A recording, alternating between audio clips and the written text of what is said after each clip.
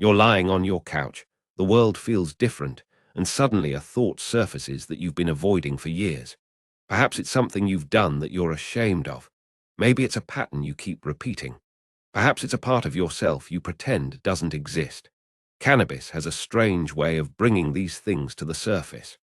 Carl Jung, the renowned psychologist, referred to this hidden aspect of ourselves as the shadow. He believed that confronting it was essential for psychological growth and spiritual transformation. But here's the question nobody's really asking. Can cannabis actually help us do shadow work? Or does it just make us think we're doing deep psychological work when we're really just getting high and having random thoughts? Today, we're going to explore the intersection of cannabis, Jungian psychology, and the journey toward integrating the parts of ourselves we'd rather ignore. Let's begin by understanding what Jung meant by the concept of the shadow. In Jungian psychology, the shadow represents all the parts of ourselves that we've repressed, denied, or rejected. It's everything we don't want to be or don't want others to see. The traits we consider negative, the impulses we suppress, the desires we're ashamed of, the anger we pretend we don't feel. All of this gets pushed into the unconscious, but it doesn't just disappear. It lives there in the shadow, influencing our behavior in ways we don't recognize. Jung believed that we can't become whole, can't achieve what he called individuation, without confronting and integrating the shadow. We must examine the aspects of ourselves we dislike and find a way to accept them as part of who we are. This is uncomfortable work. Most people spend their entire lives trying to avoid it. We build elaborate defenses to keep the shadow at bay. We project it onto others, seeing in them the traits we refuse to acknowledge in ourselves. We create personas, masks that we show the world, representing who we want to be rather than who we actually are. Now let's talk about cannabis and consciousness. Cannabis has been used for thousands of years in spiritual and religious practices. Ancient cultures understood that it could alter consciousness in ways that felt meaningful. In modern times, people report that cannabis helps them think differently, see patterns they normally miss, and access emotions they usually suppress. Some users say cannabis makes them more introspective, more willing to examine their own behavior and motivations. Others say it amplifies whatever's already present in their mind, making hidden thoughts and feelings impossible to ignore. From a neurological perspective, THC, the main psychoactive compound in cannabis, affects the endocannabinoid system, which plays a role in regulating mood, memory, and consciousness. It can reduce activity in the default mode network, the part of the brain associated with self-referential thinking and the ego. This is interesting because shadow work involves overcoming the ego's defenses. The ego is what maintains the separation between conscious identity and shadow. If cannabis temporarily weakens those defenses, it might create opportunities to see what's hidden. But here's where it gets complicated. Just because cannabis can surface uncomfortable thoughts doesn't mean it automatically leads to integration or growth. Jung emphasized that shadow work requires conscious effort. You can't just become aware of your shadow and call it done. You must actively work to understand, accept, and integrate it into your conscious personality. This requires reflection, honesty, sometimes therapy, or guided work.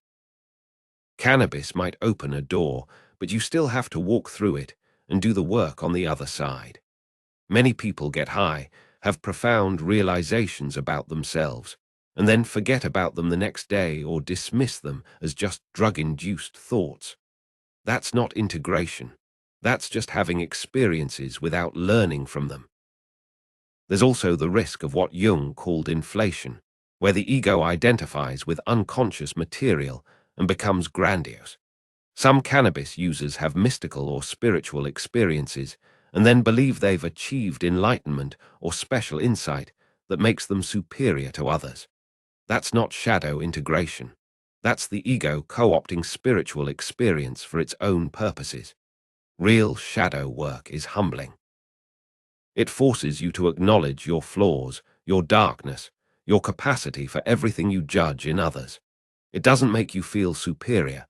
It makes you feel human.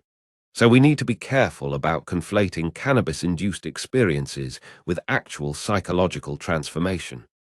The expertise might catalyze change, but the change itself requires sustained effort and integration. Let's explore what shadow work actually looks like. First, you have to recognize that you have a shadow. Many people genuinely believe they don't have hidden darkness. They think they know themselves completely. They don't.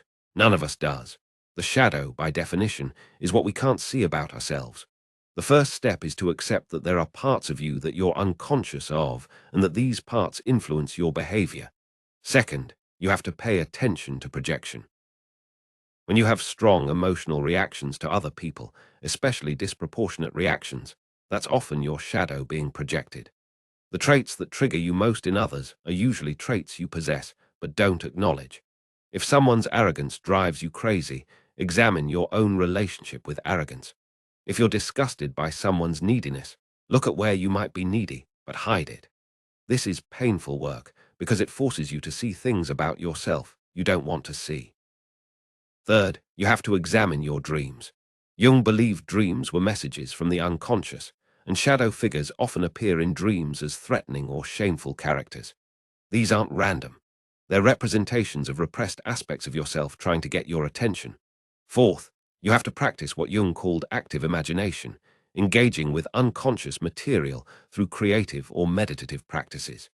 This might mean journaling, art, or imaginal dialogues with shadow figures. The goal is to give the shadow a voice rather than keep it locked away. Fifth, and this is crucial, you have to accept what you find without judgment. The shadow isn't evil, it's just unconscious.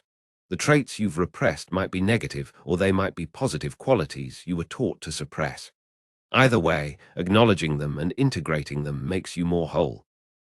Now here's where cannabis might potentially play a role. Some people report that cannabis helps them access the introspective state necessary for shadow work. It slows down their usual mental chatter enough to notice patterns. It reduces the anxiety that normally prevents them from looking at painful material. It creates psychological space for uncomfortable truths to surface. If you're someone who's normally very defended, very controlled, very unwilling to be vulnerable, cannabis might temporarily lower those defenses enough for shadow material to emerge. But, and this is important, the emergence of shadow material isn't the same as integration. Cannabis might help you see your shadow, but you still have to do the conscious work of understanding and integrating what you've seen. There's also the question of set and setting, which matters enormously with any consciousness-altering substance. Suppose you're using cannabis intentionally for introspection in a safe and supportive environment with the conscious intention of doing psychological work. In that case, that's very different from just getting high at a party. The context shapes the experience. Jung talked about the importance of ritual and sacred space in psychological transformation. Creating an intentional container for cannabis use, treating it as a tool for self-exploration rather than just recreation, might make it more likely to facilitate genuine insight. This doesn't mean recreational use is wrong, just that it serves a different purpose and probably won't lead to deep shadow work. Let's talk about the risks and limitations, because this is where a lot of people go wrong. First, cannabis can create a false sense of profundity. Things feel deep and meaningful in the moment, but turn out to be pretty banal when you examine them soberly. This is a real problem because it can make you think you're doing important work when you're really just having drug-induced experiences. Second, cannabis can become a crutch. If you need to be high to access introspection or vulnerability, that's a dependency that prevents genuine psychological development. The goal of shadow work is to integrate these capacities into your sober, everyday consciousness. Third, cannabis can amplify anxiety and paranoia in some people, which isn't conducive to shadow work at all.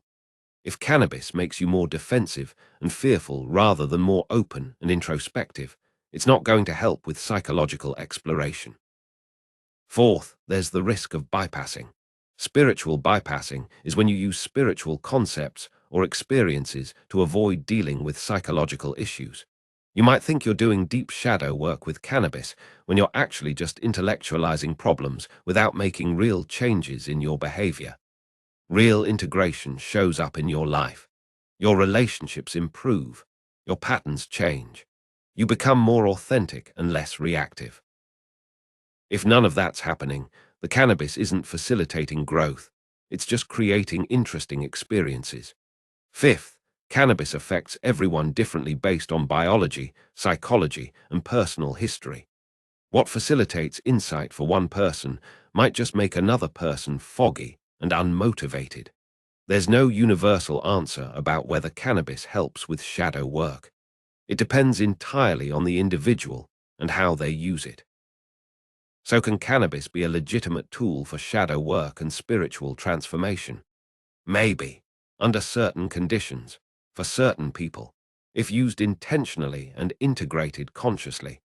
Jung himself was interested in consciousness-altering experiences and their relationship to the unconscious. He studied alchemy, mysticism, and non-ordinary states of consciousness. He probably would have been curious about cannabis and its effects. But he also emphasized that the work of individuation happens in ordinary consciousness, in daily life, in how you show up in relationships and challenges. Peak experiences or altered states might provide glimpses of the unconscious, but the real work is in the integration afterward. There's an interesting parallel between Jung's concept of the shadow and what some spiritual traditions call the night of the soul. This is the phase of spiritual development where you confront everything you've been avoiding. Your illusions break down. Your ego defenses crumble. You face the reality of who you are beneath all the stories you tell yourself. It's painful and disorienting, but necessary for genuine transformation. Cannabis might occasionally trigger something like this, bringing shadow material to the surface in ways that feel overwhelming. If this happens, it's crucial to have support, whether that's a therapist, a spiritual teacher, or a trusted friend who understands the process.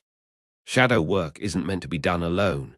We need mirrors, people who can reflect to us what we can't see in ourselves. Let's also consider the cultural context. In a society that's increasingly interested in psychedelics and plant medicines for healing and growth, cannabis often gets lumped into that category. But cannabis is different from classical psychedelics in important ways. It's less intense, more controllable, but also easier to use habitually without conscious intention. This makes it a bit of a double-edged sword for psychological work. The lower intensity means it's less likely to force confrontation with shadow material in the overwhelming way that high-dose psychedelics might. But it also means it's easier to use regularly, which could theoretically support an ongoing practice of self-examination. Or it could simply become a habit that you rationalize as spiritual, when in reality, it's just a way to zone out.